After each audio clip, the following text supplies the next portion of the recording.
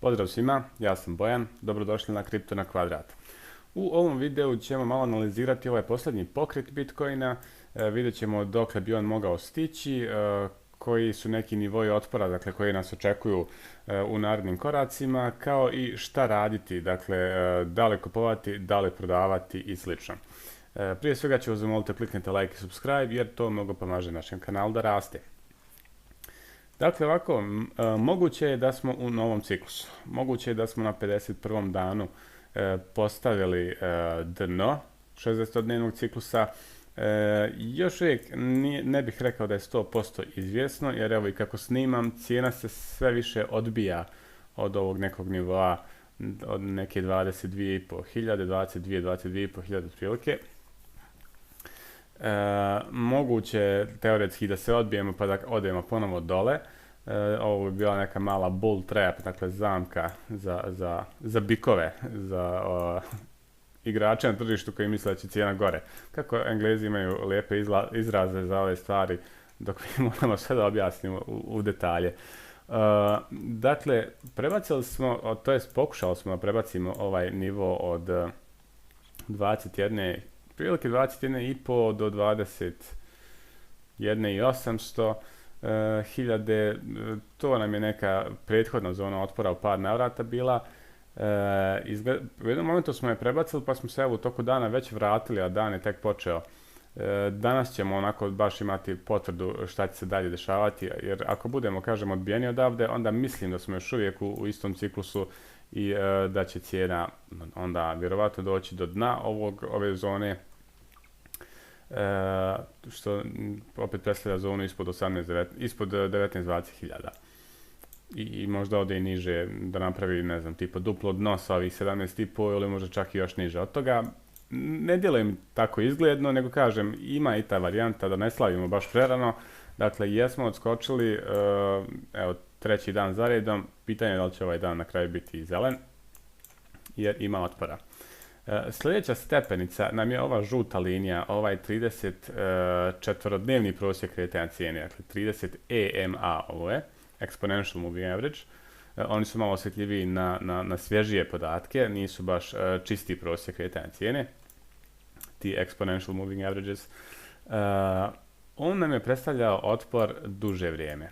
Dakle, njega nismo uspjeli da prebacimo od aprila mjeseca, pa u martu i februaru smo u par navrata nakratko ga uspjeli prebaciti, a čak i prije toga to nam predstavlja otpor, pa bukvalno od novembra mjeseca od vrha.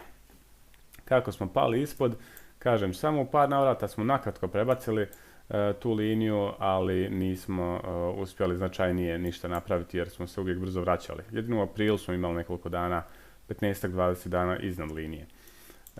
Prije toga, dok je bio bull market, ta linija je bila ispod. Dakle, sve smo išli po ovoj zelenoj liniji koja je 8-dnevni prosjek kretanja cijene uglavnom, ili ako smo padali ispod nje, brzo smo se vraćali, dok smo ovdje uglavnom od zadnjih nekoliko mjeseci pretežno ispod zelene linije.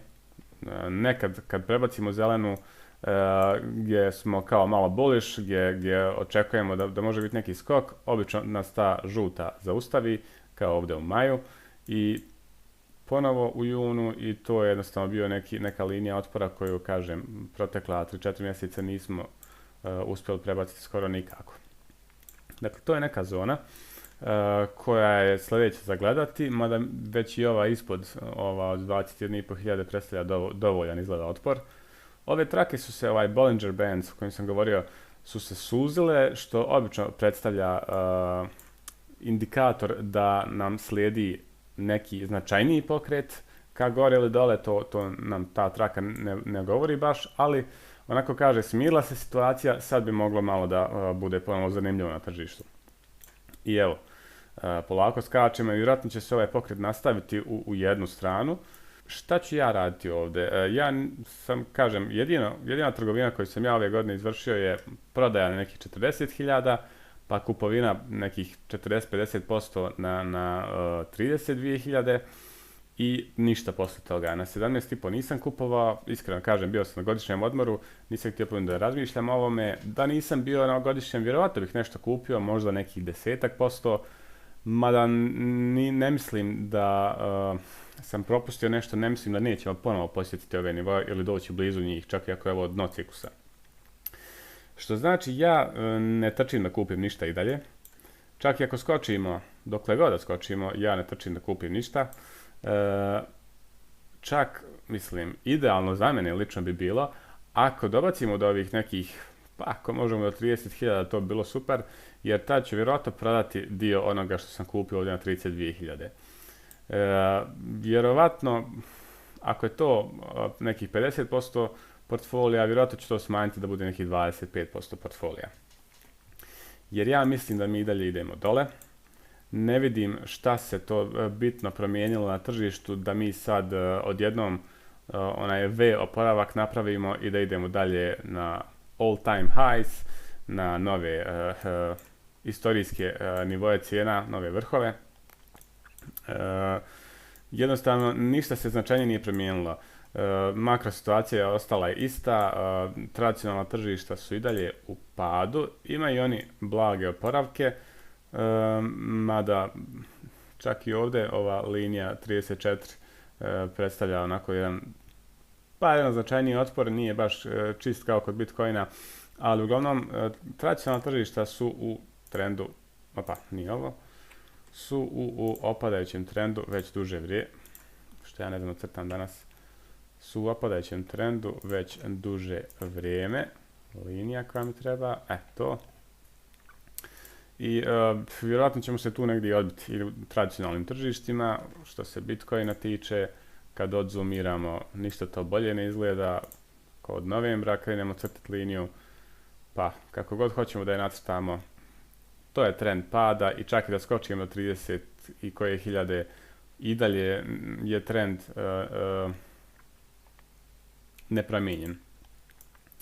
Tako da ne bih ja ništa prerano slavio, ako niste zauzeli poziciju ovdje negdje na 20.000, mislim da ćemo imati ponovo priliku i kažem da ne tupim puno. Ja ću, ako dođemo negdje u ovu zonu, prodavati dio jer očekujem dalji pad. Ono što će nam otprilike odrediti, mislim, pravac kretanja cijene u narednih mjesec dana, jeste ono što sam već govorio da 13. jula dobijamo, 12. ili 13. dobijamo podatke za inflaciju u Americi. Ako to bude na nivou očekivanja ili nešto malo ispod očekivanog, odnosno stopa inflacije bude nešto niža, onda mislim da imamo dobre izglede da se ovaj rally, da se ovaj pokret nastavi, ovaj skok, i da dođemo do nekih 25 plus hiljada. Vjerovatno, možda kažem i do ove zone otpora, da li ćemo ući u ovu, ne znam, ali prvo moramo prebaciti ovu 34, što neće biti lako nikako, pa onda 50, što je tek bio otpor. Kažem, ako ti podaci budu povoljni, onda tržište ima neke izglede, rekao bih da se malo oporavi, kratkoročno, ne dugoročno. Ako ti podaci budu nepovoljni, onda mislim da ćemo se odbiti od prve zone otpora koja nam se nađe na putu u tom momentu. A druga stvar je Fed, koji opet, kažem, negdje tamo krajem jula ima sastanak, jer ako ti podaci za inflaciju budu povoljni i ako potez Feda ne bude neočekivan, a vjerojatno neće biti ako podaci budu povoljni, onda imamo dobre izglede da u julu napravimo nešto i zapravo i julu i augustu. Ako to ne bude tako, mislim da nas ne čeka ništa dobro, nikakav skok u kratkom roku. Mada, čak i ti dobri podaci, mislim da nas neće baciti značajno iznad 30.000, ako uopšte dođemo dotle. I šta god da se tu desi, mislim da i dalje padamo, nastavljamo svoj pad, jer mi smo onako još nismo na kraju 4-godišnjeg ciklusa što se Bitcoina tiče. Imamo tu još do 23. Dakle, imamo do 23. još neki 24-5 sedmica. Ne mora se ciklus tad završiti, može malo ranije, može čak i malo kasnije, ali tu dobrih 3, 4, 5, 6, možda i jače. Možda i jače, sve zavisi, kažem, od makro uslova. Imamo, kažem, pa nagrubo 6 mjeseci da da cijena još padne. Tako da, ništa, moj pristup tržištu ostaje nepromijenjen.